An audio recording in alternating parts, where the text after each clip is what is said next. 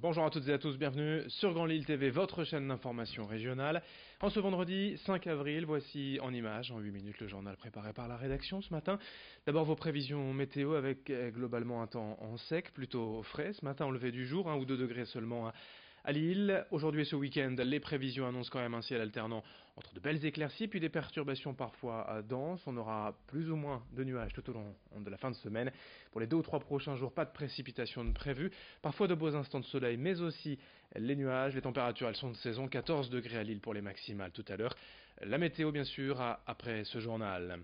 À la une, d'abord la décision attendue du conseil municipal de Lille hier soir. La ville a donc validé le vœu émis par le groupe Europe Écologie Les Verts de ne plus autoriser à terme les cirques présentant des numéros avec des animaux issus de la faune sauvage.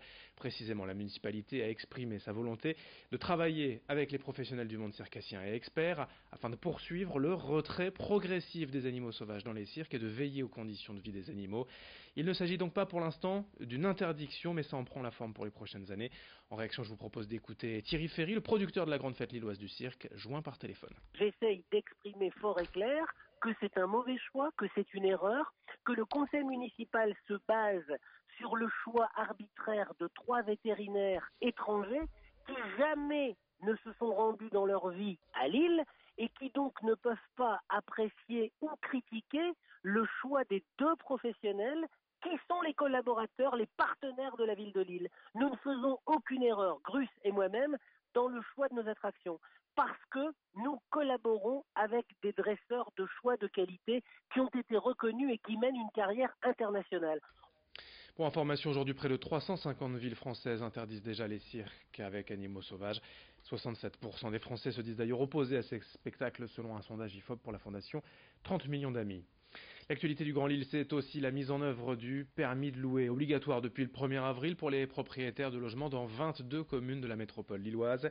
Cette mesure visant à lutter contre l'habitat indigne comprend 3 dispositions. Une demande d'autorisation préalable de mise en location, l'autorisation de travaux de division et une déclaration de mise en location. Mais pour l'APU, l'atelier populaire d'urbanisme, cette mesure n'en fait pas assez.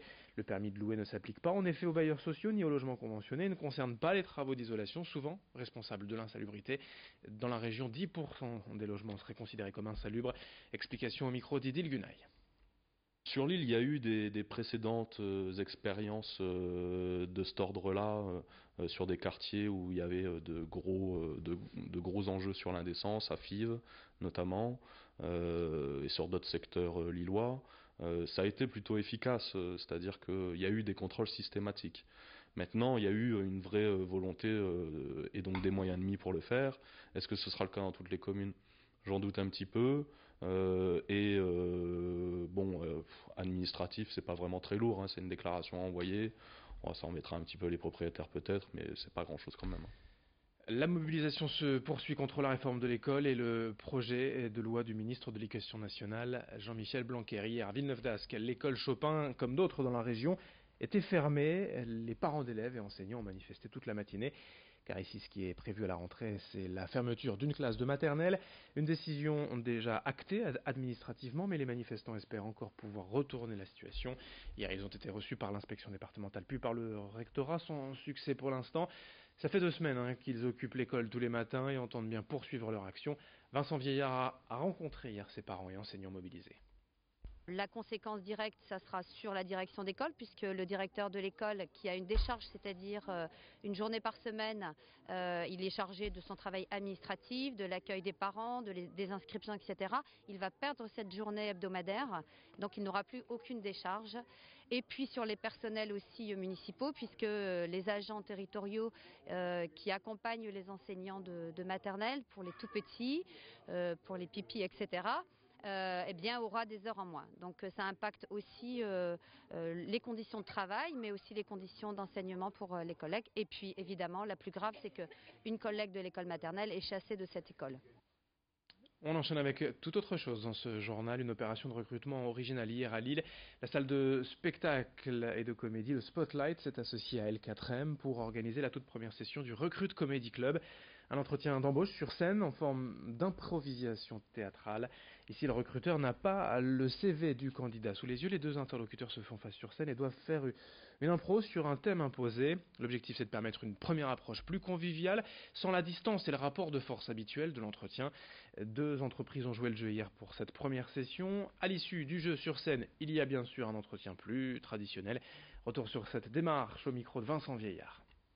Les deux entreprises nous ont donné donc leurs besoins, les postes qu'ils recherchaient. Et donc on a assuré vraiment une présélection. C'est-à-dire que sur le papier, sur le CV, par rapport donc à l'expérience, au niveau d'études, ça colle avec ce que recherchent donc les entreprises. Et donc les recruteurs ne verront donc le CV, le profil des candidats qu'après la session de jeu. L'idée, c'est vraiment qu'ils puissent découvrir le savoir-être, la personnalité du candidat avant son CV, avant son profil professionnel. L'idée, c'est vraiment ça. Et ensuite, à l'issue de la session de jeu, d'initiation à l'improvisation théâtrale, il y aura des entretiens individuels qui auront lieu et un processus de recrutement, entre guillemets, plus classique. Et puis on va parler de votre week-end pour terminer ce journal avec l'ouverture de la traditionnelle foire au manège de printemps à Lille. Dès demain et jusqu'au 12 mai, près de 80 attractions s'installent sur l'esplanade du Champ de Mars. Comme toujours, il y en a pour tous, petits et grands, des manèges de toutes sortes pour s'amuser, pour se faire peur. Des événements et des animations sont également prévus durant ces 5 semaines, avec des promotions dès ce week-end d'ouverture, en espérant que le beau temps soit de la partie. Présentation des festivités avec l'un des forains à Lille, au micro de Rémi Desremeaux. Cette année, nous avons deux nouvelles attractions. Le Maxi Jump, c'est un manège à sensation pour les adolescents.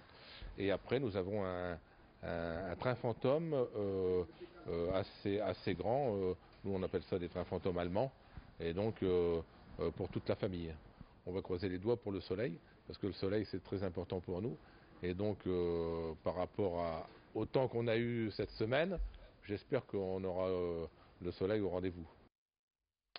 Rapidement, le programme sport du week-end en football, en Ligue 1, le LOSC se déplace à Reims ce dimanche à 15h. En basket, Lille joue à Nancy demain 20h. Dans le même temps, à Villeneuve-d'Ascq, le SBVA accueillera Basketland, c'est du basket féminin. Du volleyball également avec le match du TLM à Nice en Liga de volley ce soir à 20h. Et puis en rugby, l'OMR, l'Olympique Marque Rugby, accueille le Paris Université Club demain soir au Stadium à 19h. Fin de cette édition sur Grand Lille TV. Merci de votre fidélité. Très bonne journée à toutes et à tous. Dans un instant, vos prévisions météo.